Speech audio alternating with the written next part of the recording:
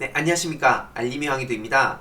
이번에 준비한 주제는 미디어 오늘의 정철훈 기자의 보도를 참고해서 말씀드릴 내용이 있습니다. 중요한 것은 이 미디어 오늘의 정철훈 기자라든지 뉴스타파라든지 고발뉴스라든지 더브리핑 이런 일부 언론을 제외하고는 대부분 이 치우친 보도를 하고 있는데요. 전 이게 가장 심각한 문제라고 생각도 하지만 아무튼 오늘 준비한 주제는 채널A 이동재와 한동훈 검사장의 그 유착 관계가 제대로 전면에 드러난 보도인데, 중요한 것은 이게 다른 언론들이 침묵하고 외면하고 있기 때문에 국민들이 잘 모르고 넘어가실 것 같아서 이 내용을 제가 요약해야겠다고 생각했습니다. 채널A 검문 유착 결정적 대화, 검사 A가 날 팔라고 하는 거야. 여기서의 그 검사 A가 바로 여러분들이 상상하시는 그 한동훈으로 추정이 되고 있습니다.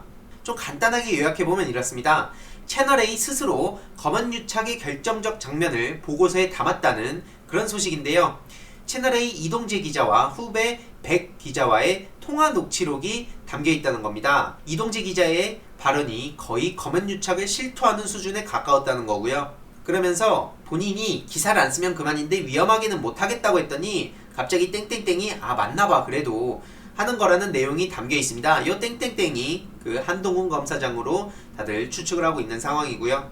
일각에선 A를 윤석열 검찰청장의 최측근 검찰 관계자로 추정하고 있고요. A가 이철 측을 만나보라며 취재 지시했던 상황이 그 백 기자와의 통화 과정에서 드러난 겁니다. 그리고 여기서 A는 다들 생각하는 한동훈이었죠. 참 가관이었던 게, 내용을 보면 본인이 수사팀의 얘기도 해줄 수 있다면서 어디까지 나왔어 이러고 만나보고 본인을 팔라고 그런 식으로 한동훈이 얘기했다는 겁니다. 채널A 이동재 기자 그리고 윤석열 패거리 한동훈 검사장이 유시민 이사장을 불법으로 또 저렇게 선거 개입까지 해서 사건을 조작하고 어떻게든 날려버리려고 노력을 했던 거죠. 물론 지금 실패로 돌아가긴 했지만 여기서 섬뜩한 건 뭐냐면 유시민 이사장 개인만을 겨냥하려고 했던 게 전혀 아니라는 겁니다. 그 다음 단계로 최근에 잠깐 나왔다가 어떻게 보면 실패했던 노무현 재단 계좌까지도 들여다보면서 노무현 재단 전체를 타격을 하려고 했던 걸 쉽게 알 수 있습니다. 정말 그들의 행적이 얼마나 추잡하고 더럽고 무시무시했는지를 쉽게 알 수 있는데요. 결국에는 이게 드러나면서, 이 실체가 드러나면서 한명숙 전 총리 관련해서도 이 한만호 비망록, 한은상씨 그리고 최씨까지 이 내용들이 그냥 들었으면 너 너무 나갔다 이렇게 생각할 수 있지만 이 이동재와 한동훈 이들의 유착 내용이 만천하에 드러나면서 이게 진짜 아직까지도 검찰들이 저런 말도 안 되는 짓거리들을 하고 있구나 이렇게 많은 국민들이 생각할 수 있었던 것이죠. 결국 이게 MBC를 통해서 3월 31일에 세상에 알려진 거고요. 여전히 그 검언 유착에 대해서 쉽게 알 수 있는 것도 언론에서 때려봐 당연히 반응이 오고 수사도 도움이 되고 이건 당연히 해야 되는 거고 양쪽이 도움이 된다라며 서로 마치 악어와 악어새를 연상할 수 있는 그런 관계를 떠오르게 이 녹취록에 담겨 있습니다. 결국 이동재 기자는 한동훈의 지시대로 본인을 팔았다고 볼 수 있는 대목이고요. 윤의 최측근이 했다. 여기서의 윤이 누굽니까? 윤석열 검찰청장입니다. 심지어 이걸 태블릿 PC를 언급하면서 JTBC처럼 채널A도 이동재 씨 본인으로 특종으로 성공할 수 있다며 취재를 독려했다고 유추해 볼 수도 있습니다. 그 독려의 목적이 뭡니까? 유시민을 치면 검찰도 좋아할 거다. 총선 같은 거 아무 상관없는데 이철한테 제일 좋은 시점은 3월 말 4월 초라고 얘기했는데 여기에 답이 있을 수 있죠. 해도 참 저런 망상을 합니다. 근데 실제로 우리 일반 상식선에서 생각했을 땐 도저히 납득이 안 가지만 저런 권력에 찌들어서 어떻게든 출세 욕구를 가지고 있고 다른 사람까지도 멀쩡한 사람을 피해자로 만드는 일종의 수단으로 생각하고 본인을 최종 목적으로 생각하는 사람들은 저런 터무니없는 짓거리를 하면서도 전혀 죄책감도 안 느끼고 뻔뻔하고 오히려 당당하죠. 그런 게 이게 이해가 안 가는 사람들이 많은 게 당연한 겁니다. 하지만 그럼에도 불구하고 저런 사람들은 본인들의 출세를 위해서 살아가는 사람들이기 때문에 저런 비상식적인 생각들을 아무렇지도 않게 내뱉고 다니는 것이고요. 실제로 그게 본인들의 뚜렷한 철학이기 때문에 누가 와서 뭐라고 한들 전혀 한치의 부끄러움을 느끼지도 않는 겁니다.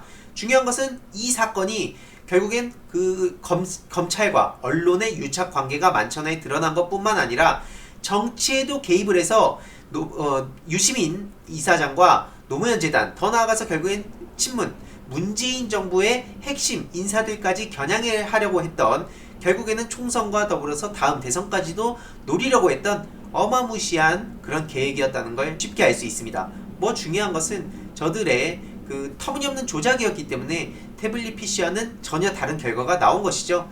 결국에 여기서 우리가 알 수 있는 지점이 뭐냐면, 아무리 단기적으로는 그럴듯하게 보이는 조작 사건들도 결국에 시간이 지나서 진실은 밝혀지고 정의가 승리한다. 그렇기 때문에 인생을 착하게 살아야 한다. 이런 결론도 쉽게 우리가 도출해 볼 수 있습니다. 물론 인생이 그렇게 호락호락하지는 않죠. 결국 이 한동훈, 윤석열, 이동재, 이들이 대표적으로 지금 공수처 출범과 동시에 강력한 처벌을 받아야 될 대상이기도 하지만요, 이들만 처벌받아서는 안 된다는 겁니다.